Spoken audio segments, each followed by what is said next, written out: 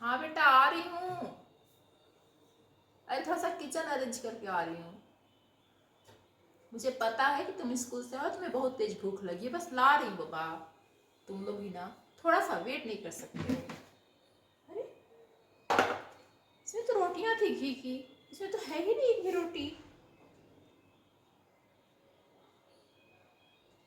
दीदी ना अपने बच्चे को खिला दी होंगी। उनके बच्चे भाई साहब तो कुछ करते नहीं हैं, घर में दिन भर बैठे रहते हैं। समझ में नहीं आता इनके बच्चों को कैसे किया जाए। अरे 2 साल हो गए, 2 साल भाई साहब कोई काम नहीं करते हैं। बस इनकी कमाई खाने के लिए सब कोई उतावला रहता है। मेरी जेठानी जी हैं, कुछ करना धरना नहीं है, महारानी की तरह बैठी रहेंगी। खाना बना के रखो, अपने बच्चों को खिला देंगी। मैं सोची थी थोड़ा सा आराम करूंगी, थोड़ा सा सास बहू का सीरियल देखूंगी, लेकिन किसी को बर्दाश्त नहीं होता है। सही कहा गया है, जो जितना करता है ना उतना ही घूटता है। हद हो गया है। आज तो मैं उनको नहीं छोड़ूंगी, अब मैं पूछ के रहूंगी क्या करना है उनको। दीदी आपके बच्चे,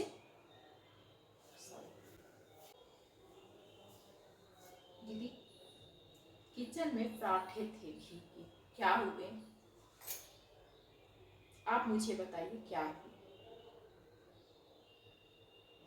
अरे आपने अपने बच्चों को खिला दिया, ठीक किया, लेकिन आपको पता होना चाहिए मेरे बच्चे स्कूल से आएंगे तो क्या खाएंगे।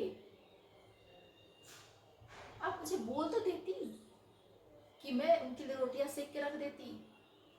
एक मन होता है, मैं सारे काम निपटा करके आराम करने जा रही थी कि बस बच्चे आएंगे उनको खाना दूंगी, थोड़ा सा रेस्ट करूंगी, और आपने खाना खिला दिया, कोई दिक्कत नहीं है, लेकिन आप बोल तो सकती थी कि रोटी सेक लो, और आपके भी तो हाथ पैर हैं, आप भी तो 4 रोटी सेक ही सकती हैं।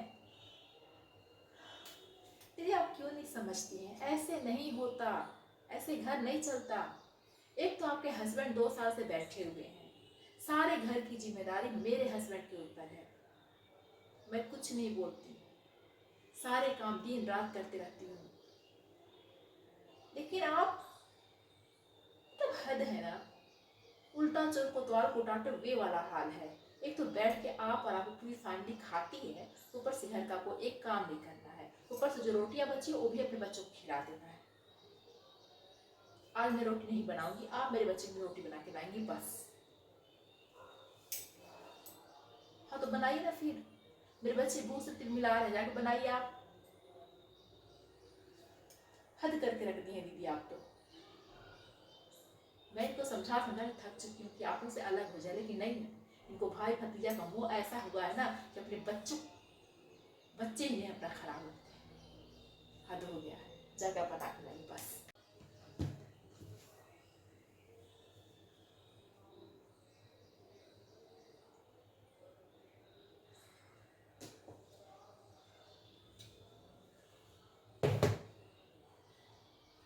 दीदी अगर आप यही काम पहले करके रख रही थी तो मुझे मुझे गुस्सा तो नहीं आता रहा। आपको भी पता है मैं सुबह से काम करती रहती हूँ, मैं भी रोटी बच्चों को दे के आती हूँ। ये क्या कर दिया मैंने, दीदी कुछ ज़्यादा ही सुना दिया, उन्हें कितना खराब लगा होगा। मैं भी ना पता कितना ज़्यादा क्यों बोल देती हूँ।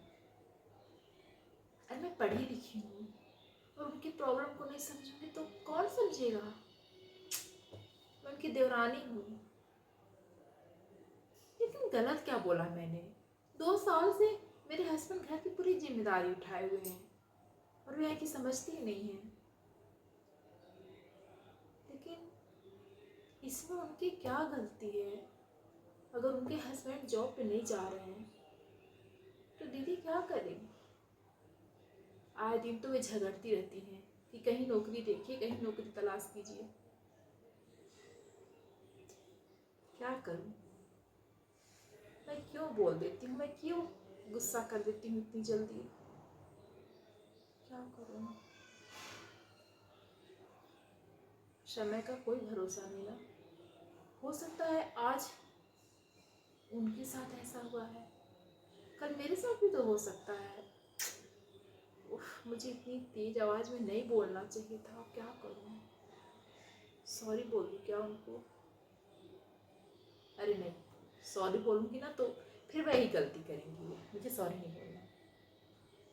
लेकिन नहीं यार, मैं पढ़ी लिखी हूँ, फिर क्या फ़र्क रह जाएगा वैसे घर की औरतों से जो अपनी जेठानी की कदर नहीं करती, खराब समय आने पे किसी की मदद नहीं करती। नहीं नहीं,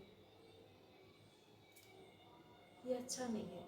मुझे बोलना चाहिए था, लेकिन ये सब नहीं बोलना चाहिए था। मेरे हस्बैंड ने घर की जिम्मेदारी उठा रखी है। नहीं, समय का कोई भरोसा नहीं। नहीं, मैंने गलती की है। मैं अभी अपनी जेठानी से सॉरी बोलती हूँ। शायद वे रो रही होंगी। हे भगवान, मुझे माफ़ कर देना प्लीज़। मुझे इतना तेज आवाज़ में नहीं बोलना चाहिए था। मैं उनसे ना माफ़ी मांग लेती हूँ, शायद वे मुझे माफ़ कर दें। जाकर देखती हूँ क्या करती हैं। दीदी, आ, दीदी, दीदी, आई एम सॉरी, प्लीज़ मुझे माफ़ कर दीजिए ना। पता नहीं मैं कैसे गुस्सा में इतना कुछ बोल दी। मुझे माफ़ कर दो प्लीज़, भूल जाओ मुझसे बातें। नहीं, मैंने कुछ ज़्यादा ही बोल दिया, मुझे माफ़ कर दो प्लीज़।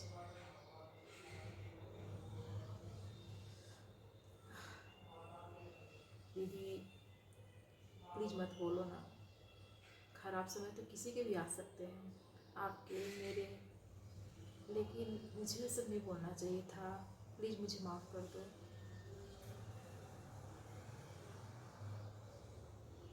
आपने माफ़ कर दिया।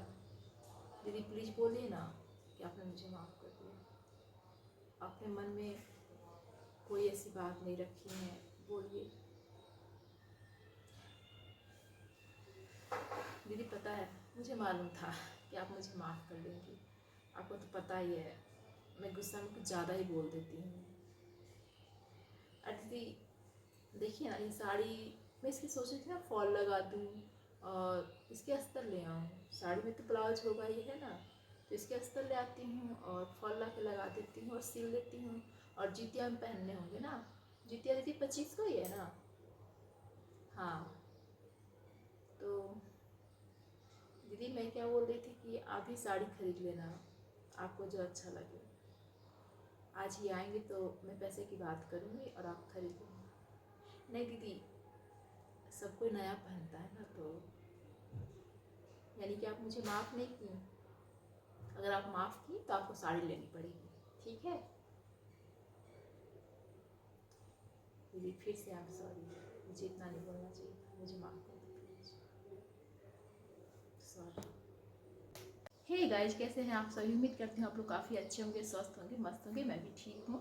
तो हे दोस्तों, मैं अपने इस वीडियो के माध्यम से बस ये बताना चाहती हूँ कि समय का कोई भरोसा नहीं है। कभी भी किसी के साथ भी उतार चढ़ाव हो सकता है। आज कोई राजा है, कल फकीर हो सकता है। आज कोई फकीर है, कल राजा हो सकता है।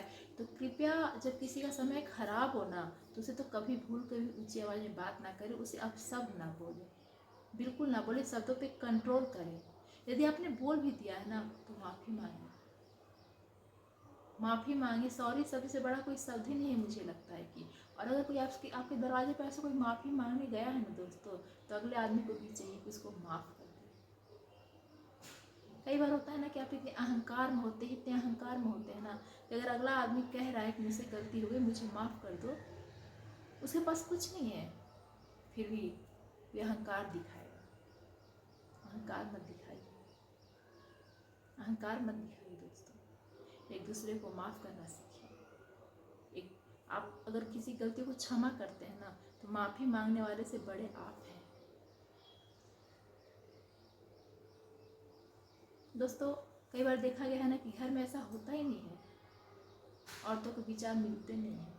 यदि आपके विचार मिल रहे हैं तो उसके विचार नहीं मिलेंगे, उसके विचार मिल रहे हैं तो आपके विचार नहीं मिलेंगे।